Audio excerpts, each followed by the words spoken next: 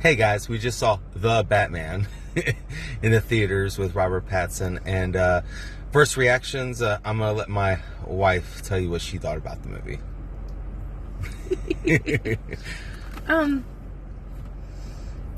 I enjoyed it. I dug it. I like it's a thinking movie. Yes. Which makes sense because you're dealing with the Riddler. So it's like a mystery. So there's a lot of suspense to it. Mm-hmm. There are some action scenes and an awesome car chase scene, because I love those. And the music is fantastic, and it feels very nostalgic to Batman Returns. Yes, very. And you movie nerds, when you hear it, I said it's like the faint violin, the here. And when you hear that, I mean, you're like, oh, you instantly go back to Batman Returns. And then the way that Selena Kyle in this movie, Catwoman, how her mannerisms, how she did things with her hands, and her playfulness with Robert Pattinson's, very reminiscent. Yeah, reminiscent of Michelle Pfeiffer from that movie. And good job, Zoe. Yeah. And another thing my wife didn't know, that the Penguin was actually Colin Farrell, which I knew. Did not know that. I was like, that was him? Yeah. Which, no idea. Yeah, he did a really good job. I think it's more, this movie is where he's going to be. I could see him being more of a prominent figure going forward. I think this is like his beginning of his story of going, against, the Batman. So very well done. I really dug it. I mean, I thought I was going to be like, oh God, is he going to be glowing? Love the suit. Yes, I thought he was going to be glowing like Edward Cullen. I'm like, he's not diamond crystals all over his body or anything like that. But I'll tell you, he did a very well job. And his voice, how he did it wasn't deep. It was just his regular voice. It kind of like a Michael Keaton, I'm Bruce Wayne. Like that. Nothing like, it wasn't Christian Bale's, Dirty Harry, raspy voice. It was very well done.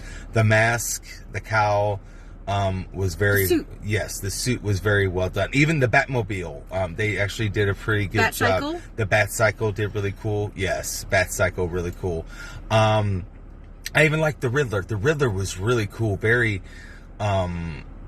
just how he did his face, his voice, how he came across, I mean, is very, very well done. Almost like, I hate to say kids like Incredibles, like the Screedslayer, or something like that. How he does like the voice, like that overture of like, yeah, this is a Screedslayer. I could go there. Yeah. So, but very well done. I enjoyed it. Definitely not the same Riddler. No, it's not your green suit, Jim Carrey, 66 Batman. This is definitely a thinking, Batman's Riddler. Mystery, yes. suspense. And Andy Serkis did good as Alfred Pennyworth. I enjoyed him as Alfred. Wasn't very prominent in the movie. Had a couple scenes here and there, but very well done.